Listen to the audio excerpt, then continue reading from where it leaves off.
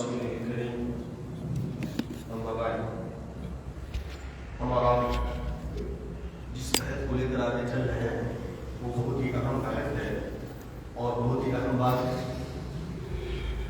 جن باتوں کے معنی بغیر جانے بغیر ہم اپنے عقیدے کو درست اور صحیح نہیں رکھ سکتے, درست اور صحیح نہیں رکھ سکتے.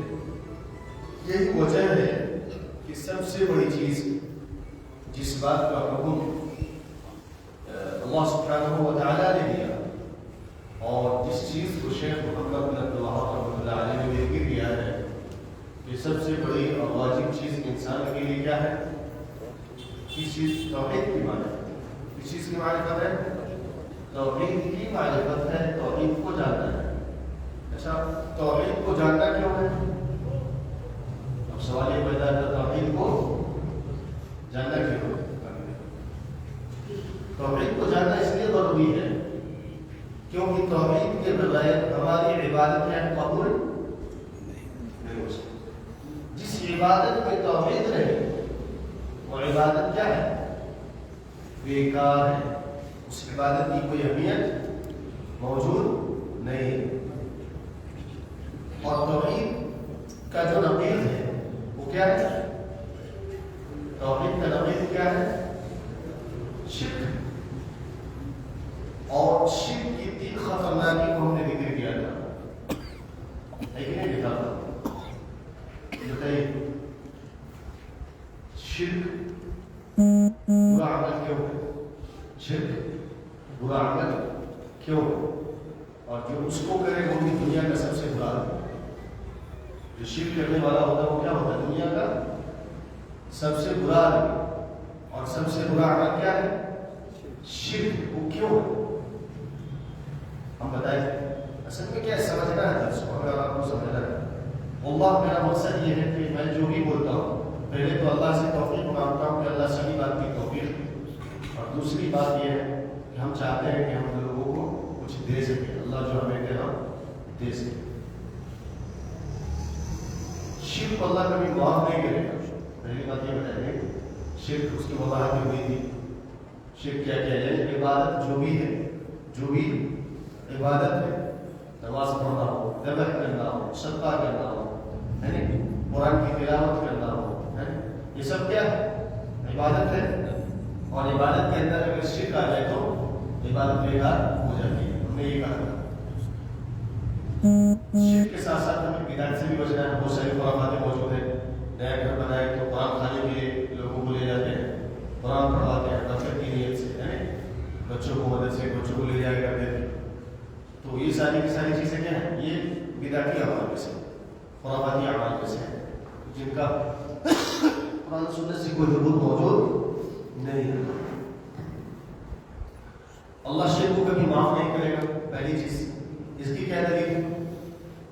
رقیب بھائی, اس کی کیا دلیل ہے کہ اللہ سبحانہ و تعالیٰ شرک کو کبھی معاف نہیں کرے گا؟ آپ دلیل دیجیے. ہاں, یہ دلیل کیا ہے؟ قرآن معاف نہیں کرنے کی دلیل ظاہر سی بات, قرآن کہے گا تو ہمیں پتہ چلے گا, کیونکہ ساری چیزیں کہاں سے ملتی ہیں؟ قرآن سے. قرآن پہ دلیل ہونا ضروری ہے. قرآن کی وہ کون سی دلیل ہے جس کو دلیل بنایا جاتا ہے کہ شرک کو اللہ کبھی بھی معاف نہیں کرتا؟ ماشاء اللہ آپ کو اچھا قرآن یاد ہے, اچھا قرآن بھی پڑھتے ہیں. وہ کون سی آیت ہے؟ دلیل کیا ہے اس کی؟ بتائیے دلیل کیا ہے؟ نہیں, قرآن کیا ہے کہ دلیل کیا ہے؟ یہ تو شرک کی قواعد کے بارے میں, شرک یہ چیز ہے, شرک یہ بری چیز ہے, یہ قواعد کے بارے میں. دلیل کیا ہے کہ اللہ کبھی معاف نہیں کرے گا؟ آپ یہ بتاؤ کچھ آپ دیے ہوئے دیکھتے دلیل آپ کو یاد, اسی لیے میں نے اشارہ کیا کہ آپ نہیں دیجیے. تو ہمارا مقصد ہے جن کو معلوم ہے وہ ان کو تو ماشاء اللہ ہے ہی, لیکن ہمارا مقصد ہے جن کو معلوم نہیں ہے ان تک پہنچائیں, ان لوگوں کے ذہن میں ان چیزوں کو راسخ اور مضبوط کیا جائے تاکہ وہ بچے اور اپنا اہل کو بھی بچے. تو دلیل یہ ہے, میں بتا رہا ہوں کہ ان اللہ لا یغفر ان یشرک. کیا دلیل ہے اس کی؟ اور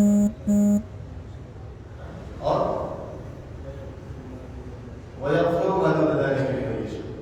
قرآن میں 2 جگہ یہ آیت ہے کہ نہیں شیخ؟ قرآن میں کتنی جگہ؟ 2 جگہ یہ آیت آئی ہے. اللہ لا يغفر أن يشرك به ويغفر ما دون ذلك لمن يشاء. ومن يشرك بالله ایک جگہ ہے فقد افترى إثما عظيما، اور دوسری جگہ ہے ومن يشرك بالله فقد ضل ضلالا بعيدا. یہ ہے دوسری چیز. شرک کرنے کی وجہ سے انسان کے سارے عمل کیا ہو جاتے ہیں؟ برباد ہو جاتے ہیں. سارے عمل کیا ہو؟ ایک بار شرک کر لیجیے زندگی کی ساری محنتیں بیکار ہو جائیں. پانی کی طرح، روئی کی طرح ہوا میں اس کو قیامت کے دن اڑا دیا جائے گا. اس کی کوئی اہمیت اور اوقات موجود نہیں رہے گی. تیسری بات کیا ہے کہ شرک کرنے والا جب جہنم میں داخل کیا جائے گا تو جہنم سے کبھی بھی نکالا تڑپتا رہے گا، چیختا رہے گا. اللہ ہم سب کو بچائے، ہمارے والدین کو بچائے. اللہ ہمارے آنے والی نسلوں کو توحید کی صحیح سمجھ عطا فرمائے. اللہ ہماری نسل میں توحید کا ثبات رکھے قیامت اور متقیوں کا امام بنائے. تو ہمیشہ کہاں رہے گا؟ جہنم میں تڑپتا رہے گا، چیختا چلاتا رہے گا. قرآن کی آیت ہے کلما نضجت جلودہم بدلناہم جلودا. جب جہنمیوں کے چمڑے جلیں گے ہم ان کے اوپر کیا کریں گے؟ نیا چمڑا چڑھا دیں گے تاکہ ان کے عذاب میں کوئی کمی اور تخفیف سوچے اللہ سبحانہ تاکہ ان کے عذاب میں کوئی کمی اور تخفیف واقع نہ ہو. یہ ہے توحید کی اہمیت کہ جب چمڑا جلے گا نیا چمڑا چڑھا دیا جائے گا. قرآن کہتا ہے کلما نضجت جلودہم بدلناہم جلودا. یہ اللہ کا فرمان ہے، یہ اللہ کا فرمان ہے. اور شرک اتنا قبیح جرم ہے اسی ایسا اندازہ لگایا جا سکتا ہے کہ اللہ نے کہا دوسری جگہ پر میرے بندوں کو غفلت کرو، ساری چیزوں کو میں معاف کروں گا، لیکن شرک کو کبھی اللہ معاف نہیں کرے گا اور ہمیشہ کے لیے جہنم میں داخل کر دے گا. ایک چیز کہ ہم اپنے رب کو کیسے جانتے ہیں؟ دیکھیے اللہ کی کتنی نعمتیں ہیں کہ توحید جیسی نعمت سے بھی اللہ نے ہم سب کو نوازا. کتنی نعمت ہے؟ 2 آنکھیں ہیں، سر ہے، 2 ہاتھ ہیں، پیر ہیں. بہت سارے معذور لوگ بیچارے کھڑے رہتے ہیں جو معذور ہیں، لیکن اللہ نے ہمیں ساری چیزوں سے نوازا ہے. ہم کیا کہتے ہیں؟ ایک چھوٹا سا کلمہ کہتے ہیں نعمتیں کتنی ہیں اور کیا کہتے ہیں؟ الحمدللہ. 10 کروڑ کے مالک آپ ہو جائیں آپ کیا کہتے ہیں؟ اللہ شفا دے دے آپ کو، صحت مل جائے کیا کہتے ہیں؟ چھوٹا سا کلمہ. لیکن اس کلمے کی اہمیت 2 ہی کلمہ ہے، الحمد، ایک کلمہ الحمد، ایک کلمہ للہ. تمام تعریفیں کس کے لیے؟ اللہ کے لیے جو دونوں جہان کا رب ہے. اب اس کے اندر غور کیجیے کہ شیخ محمد بن عبد الوہاب رحمۃ اللہ علیہ نے کہا وَكُلُّ مَا سِوَى اللَّهِ فَهُوَ عَالِمٌ وَأَنَا مِنْ عَالِمٍ، أَنَا وَاحِدٌ مِنْ عَالِمٍ. یعنی اللہ سبحانہ و تعالیٰ کے علاوہ جو کچھ بھی ہے وہ ساری کی ساری چیزیں کیا کہلاتی ہیں؟ عالم، دنیا. کیا کہلاتی ہے؟ عالم، دنیا کہلاتی ہے.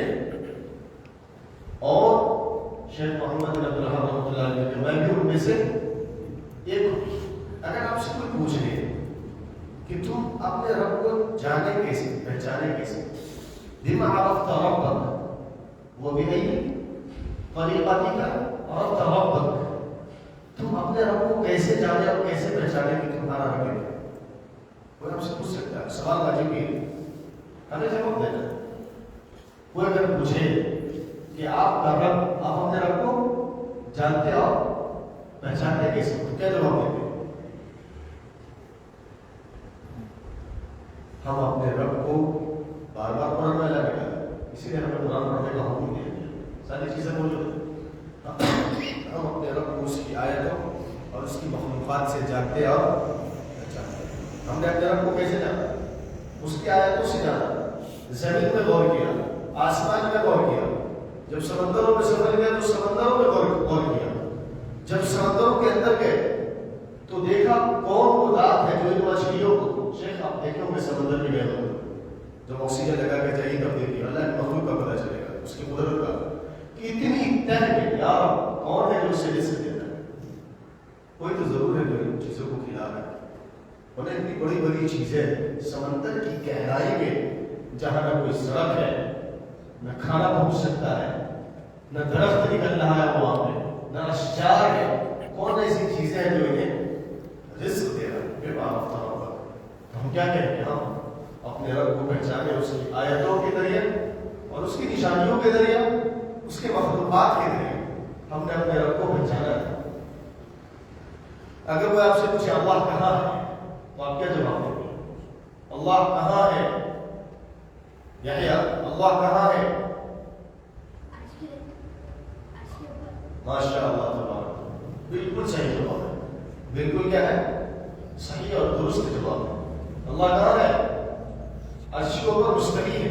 اللہ عرش کے اوپر مستوی ہے. اگر کوئی پوچھے کہ کیا اللہ آپ کے ساتھ ہے تو کیا جواب دیں گے؟ اگر کوئی پوچھے کہ الیس اللہ معک کیا اللہ آپ کے ساتھ نہیں ہے تب آپ کیا جواب دیں گے؟ کہیں گے کہ اللہ بلا. سب سے پہلے کیا کہیں گے؟ الیس اللہ معک تو کیا کہیں گے؟ بلا. کیوں نہیں؟ اللہ ہمارے ساتھ ہے. لیکن اللہ ہمارے ساتھ کیسے ہے؟ کہیں گے علم کے اعتبار سے. کیا جواب دیں گے؟ علم کے اعتبار سے. ذات کے اعتبار سے نہیں. کس اعتبار سے؟ علم کے اعتبار سے. اللہ سبحانہ و تعالیٰ کس کے ساتھ ہے؟ ہم سب کے ساتھ ہے. بہت اہم بات ہے. اگر کوئی پوچھے اللہ کہاں ہے تو کہاں ہے؟ آسمان میں. اور اگر کوئی سیدھا دلیل ہے اور ہم لگے الرحمن علی العرش استوى. رحمان کہاں ہے؟ عرش کے اوپر مستوی ہے. اور اللہ سبحانہ و تعالی یعنی ہمارے ساتھ ہے لیکن علم کے اعتبار سے. کس اعتبار سے؟ علم کسے کہتے ہیں؟ آپ کو علم جاننے کو کہتے ہیں. اللہ کے علم میں ہے کہ میں یہاں بیٹھا ہوں. اللہ کے علم میں ہے کہ میں یہ بول رہا ہوں اور کیا بولوں گا وہ بھی جانتا ہے. میں جسے خاموش ہو گیا میں بول رہا ہوں کیا بولنے والا ہوں اللہ کو معلوم ہے. ہم سب بیٹھے ہوئے ہیں. ہمارے دلوں میں کیا باتیں چل رہی ہیں کیا باتیں ہیں کس کو معلوم ہے؟ اللہ کو معلوم ہے. اسی لیے انسان کو یہ کہنا چاہیے آئے اللہ ساری چیزیں تیرے سامنے ہیں. تجھ سے تو کوئی مخفی عمل میرا نہیں ہے ہمارا نہیں ہے. اے اللہ تو ہمارے اعمال کے اعتبار سے ہمارا فیصلہ ہے.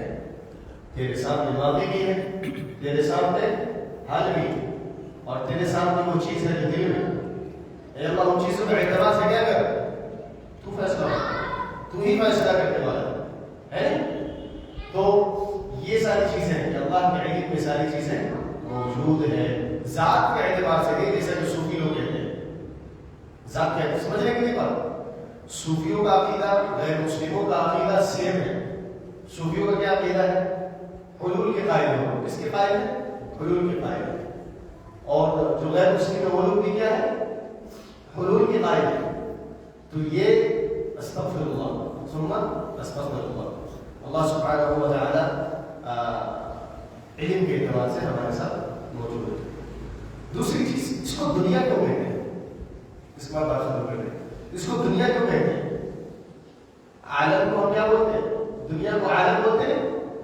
اللہ نے کہا الحمد للہ رب العالمین. ساری کی ساری تعریفیں صرف اس ذات کے لیے ہے جو دونوں جہان کا کیا ہے؟ رب ہے. عالم ہے. دنیا کو عالم ہے کیوں کہے؟ اس لیے کہ یہ دنیا اس بات کی علامت ہے کہ کوئی رب ہے جس نے اس دنیا کو اس لیے علامت ہوتی ہے. شیخ عالم علامت ہے. یعنی یہ دنیا اس بات کی دلیل ہے کہ اس دنیا کو کسی نے بنایا ہے کسی نے پیدا کیا ہے. اسی لیے اللہ سبحانہ و تعالی کی ہی صرف عبادت کی جائے گی. اس کے ساتھ کسی کو شریک اور ساتھی نہیں کیا جائے گا. عبادت کی جتنی قسمیں ہیں ان تمام قسموں کو صرف کس کے انجام دیا جائے گا؟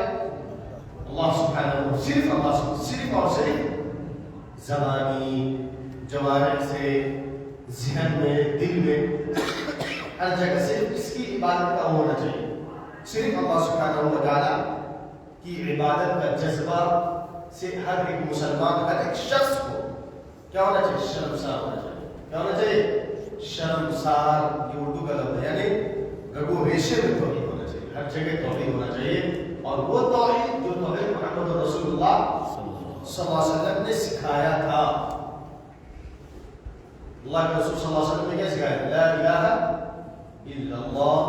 لا الہ الا اللہ کا کیا معنی ہے؟ بولیے۔ معبود بنا، اس طرح ہم چاہتے ہیں کہ ذہن میں بیٹھا ہے، اس طرح جیسے ابھی اس نے اس دن نہیں جواب دیا، لیکن آج دیکھیں زبردست جواب دیا ماشاء اللہ۔ اس دن صرف ہمارے صدر صاحب جو ہے جواب دے پائے تھے، صرف پوری جماعت، تو یہ توحید یہ ہے کہ فرض سے انہوں نے جواب دیا۔ ہم یہ چاہتے ہیں اللہ تعالیٰ ہم سب کو انشاءاللہ پھر آگے توحید پر ابھی بات چلے گی، اور تھوڑا میں دوہرا دیتا ہوں، میرا مقصد کچھ نہیں ہے، میرا مقصد یہ ہے کہ جہاں علم میں آ جانا چاہیے، ذہن میں بیٹھ جانا چاہیے، کیونکہ توحید ہم سیکھیں گے نہیں تو بیکار ہے۔ توحید ہی اصل زندگی ہے، توحید ہی اصل مرکز ہے۔ اللہ تعالیٰ ہماری عبادت کو قبول فرمائے، اللہ تعالیٰ ہمیں توحید میں مضبوطی عطا فرمائے، رب العالمین ہم سب کو توحید کے اوپر تبادل عطا فرمائے، اللہ تعالیٰ ہم سب کو شرک جیسی بیماری سے بچنے کی توفیق عطا فرمائے، شرک جیسی غلط سے بچنے کی توفیق عطا فرمائے، اللہ تعالیٰ ہم سب کو شرک کی خطرناکی اور شرک کے جو برے نتائج اور اثرات دنیا کے اندر اور آخرت میں مرتب ہوں گے، اے اللہ شرک سے بچنے کی توفیق عطا فرما، اس کی خطرناکی سے بچنے کی توفیق عطا فرما، اللہ تعالیٰ ہم سب کو توحید پر جما دے، توحید پر قائم نصیب فرمائے۔